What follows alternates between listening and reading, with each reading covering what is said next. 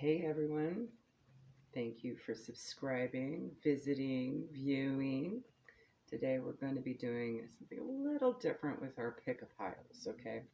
As you can see, there's no pile or card. We just have two index cards, A and B. We're going to be doing a pick a biblio. So, I've chosen two different books for each pile or each choice, okay? You have choice A and choice B, okay? I will timestamp down below, so just focus on the two cards ahead. I have our dice ready to get our pages for each one, and I will timestamp in the description box. So just go ahead. This is good intuition training here. Choose intuitively, and I will do my best to speak directly into the microphone, which is on the other side of the tablet at the moment. And hopefully my earbuds help with that. Go ahead, close your eyes. Take a few deep breaths in after viewing the two cards and try to envision both cards at the same time. This is the method I use, but if you have a different method, that's fine. There we go. Now it's focused. Try to envision both cards and then narrow it down to one. Now, you may have both battle it out, in which case yourself, your higher self, may want you to listen to both. There may be messages in both for you, okay? This is timeless, so you can come back anytime. And if you feel like you need some more intuition training, there's a whole playlist full of pickas for all different kinds of things. So we're just going to do something a little different for the weekend here. And we've got a second one coming, all right? Go ahead and focus.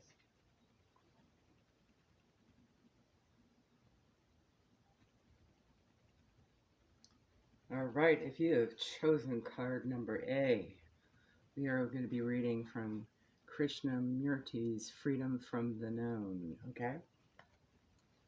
So let me grab a few dice. That should be fine. All right, Spirit, what guidance do you have for the general collective at this time? Through Krishnamurti, please and thank you. All right, now these numbers may be significant to you. We have 11.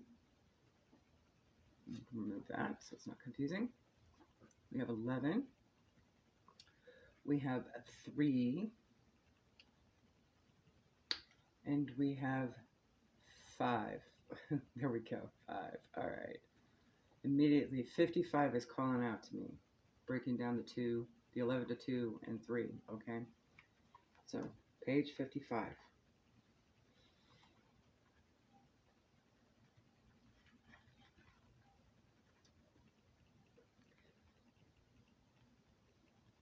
So let us come back to the central issue. Is it possible to eradicate violence in ourselves? It is a form of violence to say, you haven't changed, why haven't you? I am not doing that. It doesn't mean a thing to me to convince you of anything. It is your life, not my life. The way you live is your affair. I am asking whether it is possible for a human being living psychologically in any society to clear violence from himself inwardly. If it is, the very process will produce a different way of living in this world. Most of us have accepted violence as a way of life. 2 dreadful wars have taught us nothing except to build more and more barriers between human beings. That is, between you and me. But for those of us who want to be rid of violence, how is it to be done? I do not think anything is going to be achieved through analysis, either by ourselves or by a professional. We might be able to modify ourselves slightly, live a little more quietly, with a little more affection, but in itself will not give total perception. But I must know how to analyze, which means that in the process of analysis, my mind becomes extraordinarily sharp. And it is that quality of sharpness, of attention, of seriousness, which will give total perception. One hasn't the eyes to see the whole thing at a glance. This clarity of the eye is possible only if one can see the details, then jump. Some of us, in order to rid ourselves of violence, have used a concept, an ideal, called nonviolence, and we think by having an ideal of the opposite to violence, nonviolence, We can get rid of the fact that the actual, but we cannot. We have had ideals without number. All the sacred books are full of them. Yet we are still violent. So why not deal with violence itself and forget the word altogether? If you want to understand the actual, you must give your whole attention, all of your energy to it. That attention and energy are distracted when you create a fictitious ideal world. So can't you completely banish the ideal? The man who is really serious with the urge to find out what truth is, what love is, has no concept of it all. He lives only in what is. To investigate the fact of your own anger, you must pass no judgment on it.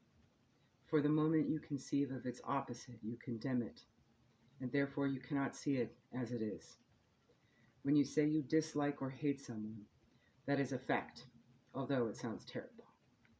If you look at it, go into it completely, it ceases. But if you say, I must not hate, I must have love in my heart, then you are living in a hypocritical world with double standards. To live completely fully in the moment is to live with what is, the actual, without any sense of condemnation or justification. Then you understand it so totally that you are finished with it. When you see clearly, the problem is solved. But can you see the face of violence clearly? The face of violence not only outside you, but inside you, which means that you are totally free from violence because you have not admitted ideology through which to get rid of it. This requires very deep meditation, not just a verbal agreement or disagreement. I'm going to leave it right there. Hopefully that helps.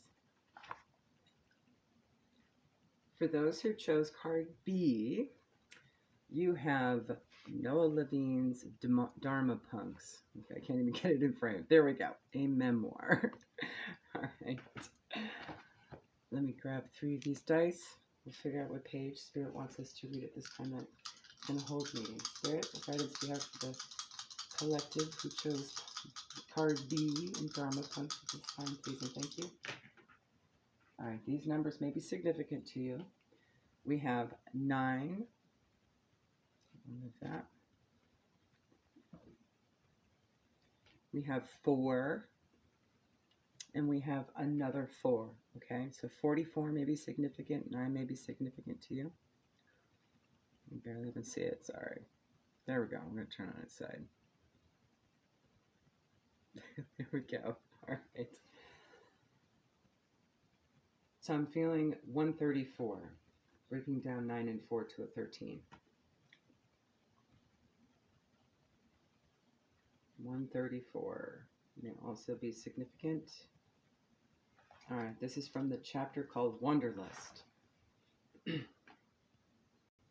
right, I just got choked up and had to have some water, so that may be significant to you at this time. Vinny was in a similar situation with this girl, Jennifer, he had been seeing. They really liked each other, yet he was leaving, not sure when he would be back. Mika was the only one without much attachment. He had gotten his heart broken about a year earlier and hadn't been in a relationship since. So the 3 of us, each in our own way, said goodbye to family and friends and embarked on a journey that would change all of us forever. The week before I left, I went to New Mexico to say goodbye to my parents, Stephen and Andrea. Andrea picked me up at the airport in Albuquerque. She looked beautiful wearing her favorite sweatshirt, jeans, and a pair of Converse. On the 3-hour drive towards Taos, we spoke of how everything was going on in our lives. She said that she was excited for my big adventure overseas. We caught up on all the family gossip. I spoke about my other mom, Patty, and Aaron and Becky, my younger brother and sister.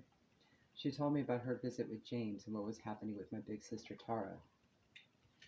When we arrived at their home in the mountains of northern New Mexico, the sun was setting on the plains below. We were greeted by my parents, 3 Rottweilers, and my dad. Stephen embraced me and gave me a big kiss. It felt so good to be home, although I had never lived at the house they now lived in. They had moved out of town and into the boondocks as soon as the kids had moved out, many years earlier. We made our way to the couches in the living room, and that's where we stayed for most of my visit. Over the previous several years of my life, I had been attending their workshops, reading their books, and had adopted more of a student attitude towards them than the rebellious child I had previously incarnated as. To be with them for a few days was almost like being on retreat, except for the TV. They were doing a practice that they called a year to live, which called for very intentionally and consciously living as if you only have a year left of your life, and writing a new book about this experience of consciously turning toward death. We spoke at length about death, healing, and spiritual practice, as well as all other things that mattered to us. They were both empathetic about my breakup with Lola, but said that they had the feeling that one wasn't going to work out. I was really interested in their dying practice. I think a part of me was also preparing to die. I was about to embark on a journey into unfamiliar territory, the exotic temples and foreign lands of the Far East. The night I flew back to California, I was picked up at the airport by Vinny, Mika, and my friend Jimmy. We had a few hours before our flight left, so we all went into San Francisco for dinner at Viva, our favorite Italian restaurant in North Beach. It felt like the Last Supper for a bunch of hooligans, sitting around a big table, laughing until we were crying. I was so excited and so nervous I almost made myself sick. There you go. Have a good one. Bye.